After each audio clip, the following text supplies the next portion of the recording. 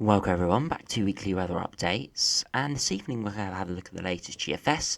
We'll have a look at GFS Ensembles, and then we'll primarily have a look at temperature charts as we're coming into a very hot and dry period of weather. And beyond that, we could start to see a Thundery Breakdown, and we may have a look at that on the models as well. But do remember, if you enjoy my videos, make sure you do like and subscribe, and do remember to follow me on Twitter as well, links in the description. So currently, if we have a look at the latest GFS, you can see the high pressure is building in throughout today with warm air, so temperatures are just going to be going on the up over the next few days. Unfortunately, we've seen today a bit of cloud has been trapped across England, which has meant, especially inland, some regions have had quite a sort of humid, cloudy, sort of muggy day. Not particularly ideal. With this sort of conditions, you really want to see sunshine. It's been a little bit miserable under that cloud in central England, and that's just something we couldn't have foreseen. The model simply didn't pick it up, so it's very difficult, as the models anticipated the cloud to melt away throughout the day, and it just hasn't quite. But it's looking encouraging over the next few days, that there's going to be very little cloud around even overnight, so we shouldn't really be having that problem tomorrow and the days after that. But this high pressure will eventually completely centre over the top of the UK with some quite hot upper air conditions, with around 10, 12, maybe 14 degrees at 850 HPA, which is going to allow temperatures to get around mid-20s, maybe high 20s, and even 30 degrees is quite likely in the south over the course of the weekend. Now, we've got to keep an eye on what's going to be happening in Scandinavia. As you can see, it's quite hot in Scandinavia at the moment. There's this low pressure system that's going to be moving in, putting in some colder air. Now, it's not incredibly cold, but what it's going to do is it's going to slide a cold front down the eastern half of the country throughout early next week, around Monday, Tuesday. It was looking unlikely yesterday, but overnight tonight and into today's model runs, looking more and more likely that we're going to see this cold front move through. Probably just going to bring a bit of cloud through, no real rain, as we're still generally under the high pressure, but it's going to bring in cooler upper air temperatures, so it's going to cool things down a little bit. But beyond that, the high pressure does control things again, with warm upper air conditions taking back control. But then we do see this low pressure system out in the Atlantic start to spiral up. You can see generally the UK is under high pressure, but with this low pressure encroaching by sort of the middle to end of next week, it could start to throw up some even hotter air into the southeast, bringing temperatures up maybe into the low 30s in some areas. But that could be a real one-day sort of hot spell, one-day Spanish plume before we do bring in low pressure, with the possibility of heavy rain and thunderstorms. There's all that energy in that hot air. With the lift, that's where we could see some explosive thunderstorm activity. So we have to keep an eye on that. Now, it is 7-8 days away, so it's very difficult to forecast thunderstorms and exact tracks more than a few days out at best normally. So we're just going to look at the precipitation charts and just give a general overview of what we could be seeing in around a week's or so time. Beyond that, it does look like low pressure will take control again. What we've had quite recently with a lot of low pressure around, it's going to centre over the top of the country. Doesn't look like it's going to be terribly cold, but doesn't look like it's going to be terribly warm either, and it could be a lot of rain around again. Now, this, as I've said in the last few videos, is sort of 10-day time frame onwards, so it's very uncertain. We can't really take it too literally at this stage, but it does look like in about a week or so time, this high pressure will eventually break down, and we will start to bring in some cooler and wetter, with potential for a thundery breakdown as well. Now, I can't fully run this model out to 384 hours, unfortunately, as it hasn't quite come out yet, the GFS, but I wanted to get the latest data out to you. But still 312 hours, getting us to almost 2 weeks away, so anything really after that is very uncertain. So if we do have a look at the GFS ensembles, you can see over the next sort of 5-6 days, temperatures are going to be well above average, around 12 to 14 degrees at 850 HPA, and then we see that cold front come through. With that cold front, there are a few ensemble members bringing a little bit of light rain, but most will just be a bit of cloud and maybe some drizzle here or there. Before temperatures do pick up to around average or above average, ahead of that low pressure system. You can see there's a lot of uncertainty within the models now. This is the 6 o'clock ensemble run, as the midday ensemble run hasn't quite come out yet. So you can see the operational run at 6 o'clock was on the colder end of the ensemble members. But you can see before that low pressure comes, some ensemble members getting very hot, around 14 or 16 degrees at 850 HPA, which would give temperatures around 30 degrees. Others a little bit cooler, so it really just depends on the exact wind direction we see with that low pressure system as it does move in. But you can see in about 8, 9, 10 days' time, we do have a lot of precipitation signal. Nothing too big at this stage. It's going to be convective activity, which the ensembles don't pick up that well this far out. But I do suspect there could be some quite high rainfall totals if we do get that sort of pattern with that low pressure coming in from the southwest into the hot and humid air. Beyond that, you can see temperatures around average. There's a decent amount of precipitation spike, so at this stage it's very difficult to say exactly what the ensembles are favouring, but there are definitely quite a few hotter ensemble members, definitely some colder ensemble members, and there are definitely some wet ensemble members in there. Just really uncertain beyond 10 days at this time and no definitive signal.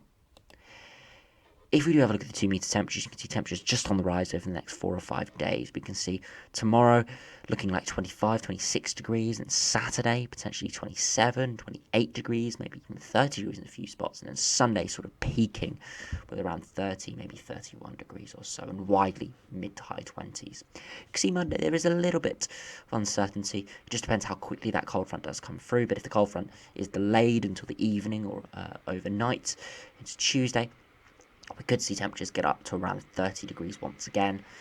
But if it does come through in the afternoon, temperatures may be a little bit lower than that.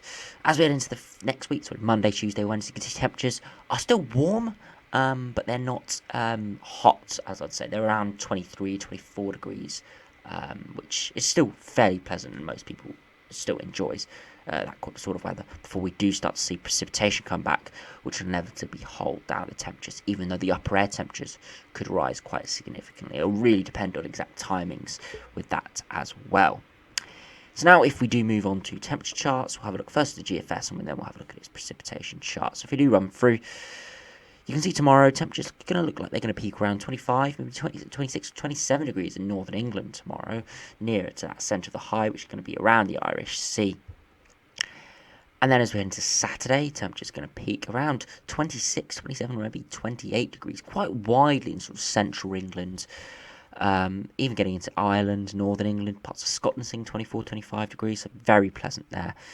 And then Sunday, where we could see sort of the peak temperatures, 26, 27, maybe 28 degrees. Now, the GFS is not particularly high-resolution model in the shorter range, so I wouldn't suspect it would pick up on sort of urbanisation, sort of warmer areas that could crop up, which could allow temperatures to get a little bit higher than that.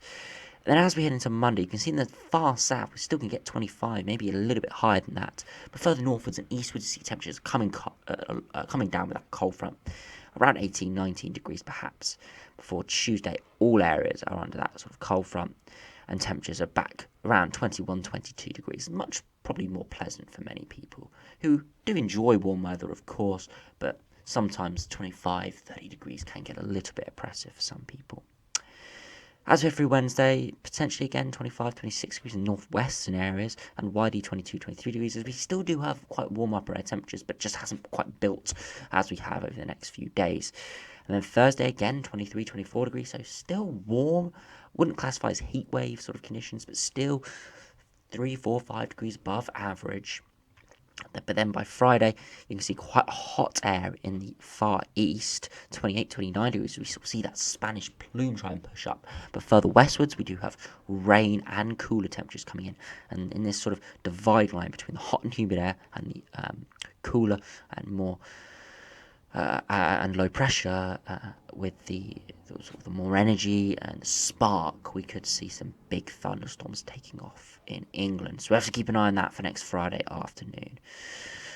If we do now have a look at precipitation rates, we'll sort of skip until sort of mid next week. We'll have a look at that cold front. You can see maybe a bit of patchy rain in the far east, but generally most areas are still dry. And then as we head towards next Friday, that's where we could see a big breakdown. We can see big thunderstorms breaking out. Now again, I won't take these charts too literally, just showing you that there are going to be big thunderstorms taking off, and just their exact location we won't really be able to determine until probably early next week or even towards the middle of next week. So looking interesting beyond that, beyond this hot spell, we're going to return to thunderstorms potentially And I know a lot of people do enjoy the thunderstorms.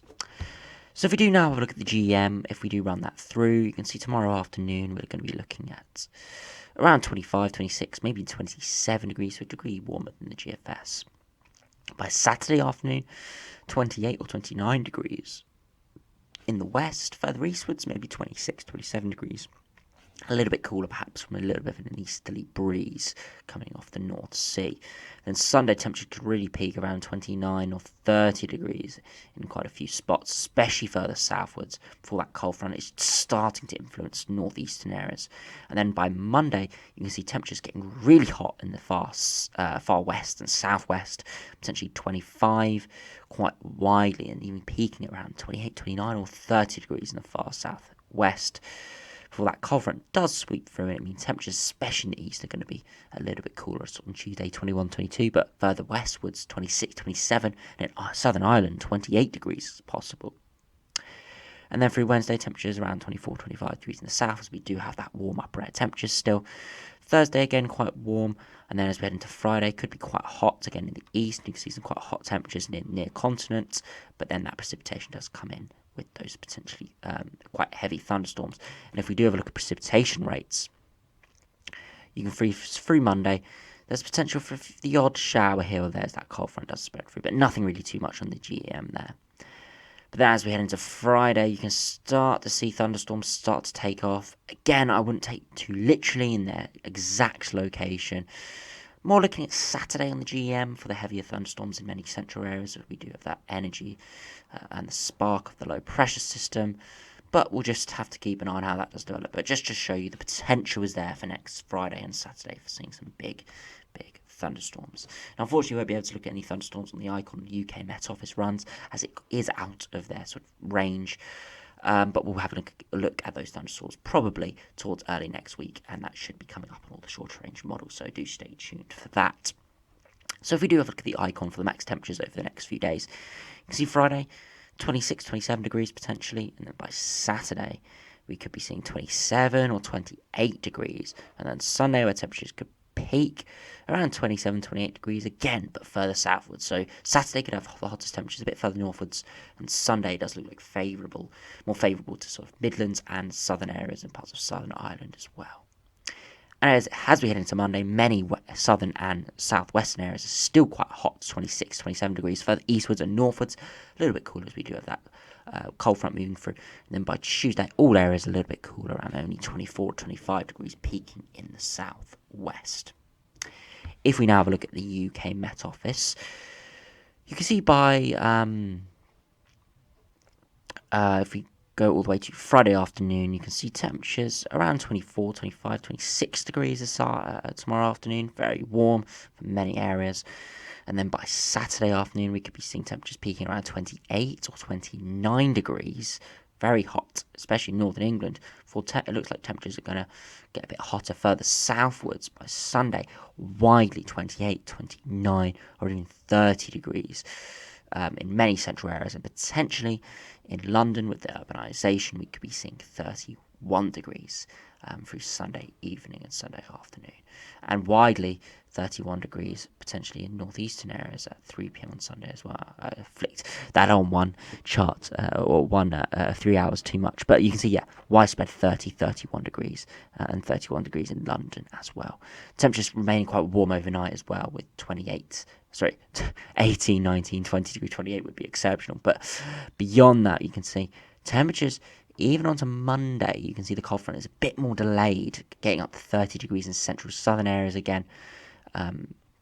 Potentially 32 degrees in southern Wales, southern England, very hot before that cold front does eventually move through into Tuesday, where temperatures look like they're going to be cooling down. You can already see the cooler air coming into northeastern areas, with overnight lows getting down to around 13, 14 degrees compared to the south, where it's around 17, 18, 19 degrees. So it does look very hot there on that UK Met Office run, so we have to keep an eye on how that does develop in the next few days. Now, that is a very high resolution model, and it is the UK Met Office's model. So I'd probably be looking at as the more favourable temperatures, looking at 32 degrees potentially on Sunday and Monday. So we're really going to have to keep an eye on how that does develop, because that is getting to quite hot conditions. It's getting into mid to low 30s. Is very hot for this country, and that's proper heat wave sort of temperatures. If we finally have a look at the live radar, we'll just briefly update that. There is no rain currently across the British Isles, completely dry, but you can see that low pressure system that gave us big thunderstorms a couple of days ago is centred over Europe at the moment, and it's bringing very heavy thunderstorms. We've seen significant flooding in Germany, Luxembourg, Belgium, the Netherlands. A lot of people have actually died from the flooding, and one thing you do get in these countries is big valleys. You get towns and cities at the bottom of the valleys, and when you get very significant widespread thunderstorms, you can get catastrophic conditions where you do see all that water flooding down into a single river at the bottom of a valley where there are populated areas, and you can see water levels rise by a few meters, which could submerge houses, and that's why we do see these dangerous sort of conditions. One could blame climate change for it, but then another person could basically blame people for building on floodplains. But I mean, unprecedented flooding really, and it's claimed unfortunately some quite a few lives. And fortunately, we didn't see anything similar to that when we saw the big flooding in London a few days ago. But that low pressure system is moving away, and high pressure is coming in behind. If we do have a look at the temperature charts, at the moment, you can see quite hot in the west, where we have seen warmer conditions, and there's been more sunshine. Further east, we've had more cloud in central areas as well. That's where we've seen cooler temperatures. But it does look like around 25 degrees, 26, maybe 27 degrees has been reached in western areas, but we won't have that confirmed probably until later this evening. But I've definitely seen 25, 26 degrees floating around on Twitter this afternoon. So very warm there. You can see under that low pressure system, cooler temperatures. But all of the UK will be going a little bit hotter day by day until we could be seeing temperatures peaking around Saturday in the north, Sunday further southwards, and potentially still very hot on Monday in the southwards, in southern areas as well. So anyway, thanks for watching. Hope you enjoyed. Subscribe if you're new, and I'll see you again for another video soon.